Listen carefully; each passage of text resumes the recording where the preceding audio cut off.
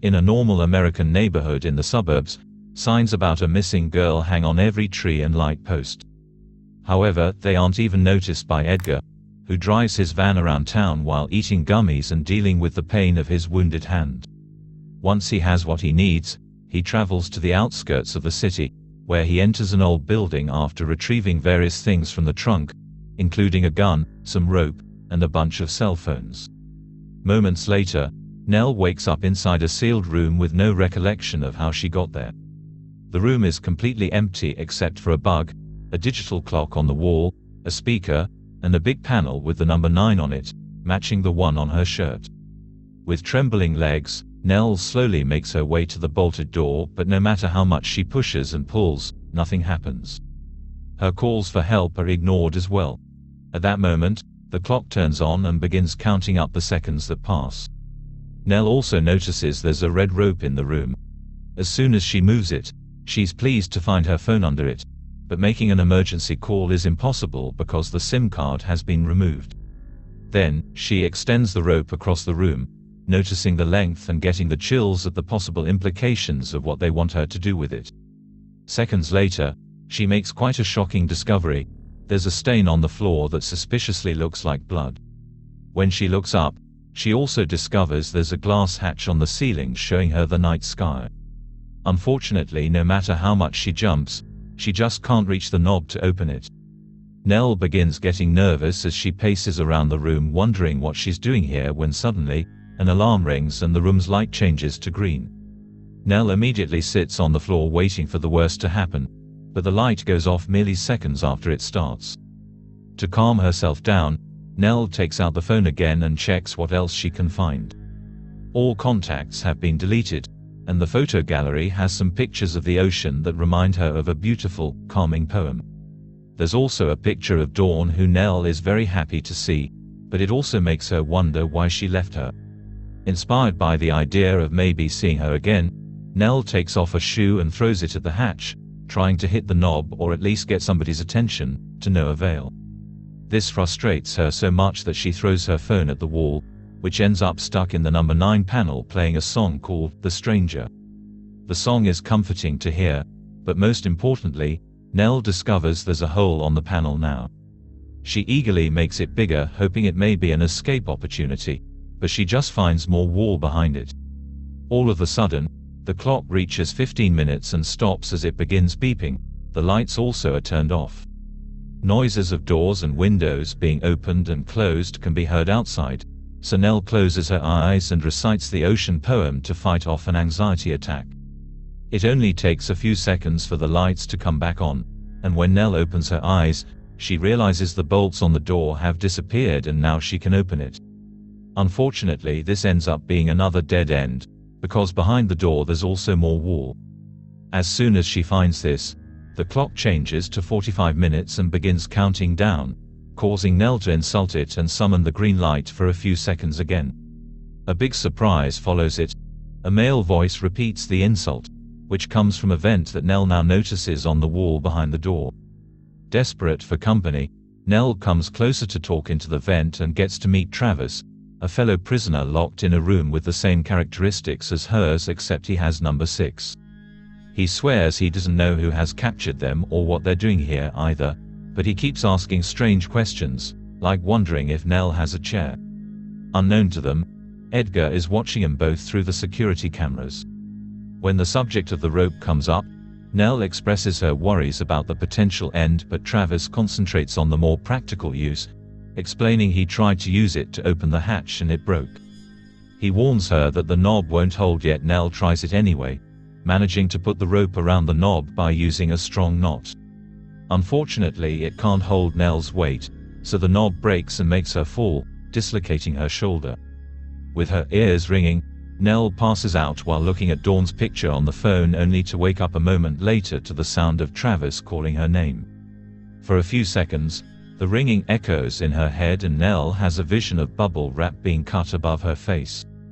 While she waits for the pain to pass, Travis points out she needs to fix her shoulder before adrenaline wears off. At first Nell refuses to listen to his suggestion, thinking she's in this situation because of him, but as the pain continues she realizes he may have a point. By standing against the edge of the door, Nell manages to push and put her shoulder back into place. Afterward, she tries to distract herself by chatting with Travis and playing the song on her phone, to which Travis whistles along because it's a favorite of his. While they share their thoughts on the song, her ears begin ringing and she has another vision. There's a man in front of her trying to grab her wrists, and when she tries to defend herself with a pen from his pocket, she hurts his hand. Then, Travis begins asking more philosophical questions, like wondering if Nell thinks she deserves to be there. Because he does, he also goes on a tangent about the possibility of divine intervention having sent them there. Their discussion about God's will is suddenly interrupted by Travis yelling at someone to stay away from him. The lights in Nell's room turn green again, and seeing Travis hit the other end of the vent sends her into an anxiety attack, which she pushes through by repeating the ocean poem. Once the lights are back to normal, Nell tries to talk to Travis, who mentions a man that came to his room to fix him. His head is going through a killing headache too, implying this man hit him. As the green light comes and goes again, Nell swears she'll find a way out and begins looking around the room again, finding a wire behind the panel that she can't really use. While randomly touching her arm, Nell suddenly discovers something has been put under her skin, and Travis confesses he has one on his leg too, which itches. Noticing they're running out of time, Nell tries to think of a plan again, and this time she decides to use the hatch knob to take off the screws from the vent. The idea does work and she gets to open the vent, so Travis begins copying her while Nell goes back to the wire behind the panel. By pulling it through both the panel and the wall, she discovers the hidden camera, which she then shows to Travis by putting it through the vent. Afterward, she breaks the wire, causing Edgar to lose access to her room. Next, Nell enters the vent, which proves hard to do because of how little room to move there is. In the middle of it there's a green light, and as soon as Nell touches it, a yellow light takes over the room and an alarm begins ringing, hurting Nell's ears. She immediately makes her way back, and in her hurry she hurts her shoulder against the edge of the vent. This causes her to have another vision, and this time she sees her own hands covered in blood. Once the painful moment has passed, Nell reminds Travis to work on the vent while she takes care of her shoulder, which has dislocated again. This time she fixes it against the panel, and that's how she notices she's bleeding. The area that got hurt is the bugle on her arm. Thanks to the wound, now Nell can take out what they put under her skin, and she's shocked to find a microchip. There's not much she can do with it though, so she goes back to check on Travis, who can't finish unscrewing the vent because his knob has broken. Only 1 minute is left on the clock, which makes it go red, thus Nell tells Travis to try to open the vent using raw strength. As he recites the ocean poem, Travis pulls hard and manages to open the vent at the same time the clock reaches 0. The time being over equals bad news. The lights go off and the door closes again, with the bolts returning to their place and cutting Nell's access to Travis. Just a few seconds pass before the lights come back on and Nell allows her anger to flow. She interrupts her own reciting of the poem and admits aloud that things aren't fine and she isn't safe. Suddenly, a small opening appears on the door showing a bright red light on the other side. With extreme care, Nell puts her hand through it only to find a loaded gun. As soon as her hand is out with the weapon, the lights turn green and a strange gas begins filling the room, sending Nell into panic again. She begins yelling, wondering if she should end things, and the lights change colors again, which finally makes her understand the system behind them. It's a sound pressure meter, and she needs to reach red. To do so, she shoots the glass hatch, effectively breaking it and making the lights go red for a few seconds.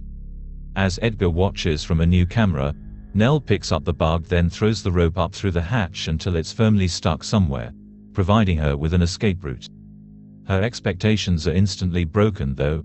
She isn't on a roof, she is inside a different room that hangs screens with the night sky above her and Travis' cells, although now they're displaying the word "end." Speaking of Travis, Nell tries to check on him through his hatch and finds out the worst news. His room was filled with gas too, and it was so overwhelming that he used the gun to end things, which is also enough for the lights to change to red. There's no time for Nell to grieve though, because Edgar is now leaving his office to check on them. Nell hides against the wall, and once she's sure Edgar can't see her, she crosses his office and gains access to the rest of the building, which seems to belong to some fancy company. As she runs through the corridors, Nell notices it's daytime outside, yet there doesn't seem to be other people around. The only noise comes from a room with a TV, where a video is playing on a loop of Travis promoting robots so authentic that you can't tell they aren't human. Disgusted by what she sees, Nell breaks the TV with the gun before leaving the room. In another corridor she finds a giant photograph of Dawn, which presents her as the director of this robotics company. At that moment, a guide shows up behind Nell together with a group of visitors that are being given a tour, but they all ignore Nell, and after looking at the picture, they go on their way. Before Nell can even begin to consider what's happening, Edgar finds her and triggers another memory. He's the man cutting the bubble wrap on her face and the guy she hurt with the pen. Scared, Nell raises her gun to defend herself, but Edgar only needs to press a button on his tablet to make her freeze. It turns out Nell has been a company robot all along, Model 9 to be exact. When Nell wakes up later, she's sitting near the ocean from the pictures. Edgar shows up as well and throws a gummy at her, petty revenge for what she did to his hand, which is also the reason why the program has stuck Nell to the chair, unable to leave. The ocean has been designed to fit Nell's comfort tastes, and Edgar promises to let her go if she answers his questions about her time in the cell, which is revealed to be a way to test the robot's capacity to feel like a human. Nell and Travis were supposed to connect, and they achieved that, going as far as caring for the other's safety. Edgar also asks if at any time Nell questioned her humanity, which makes her realize she doesn't even understand who she is.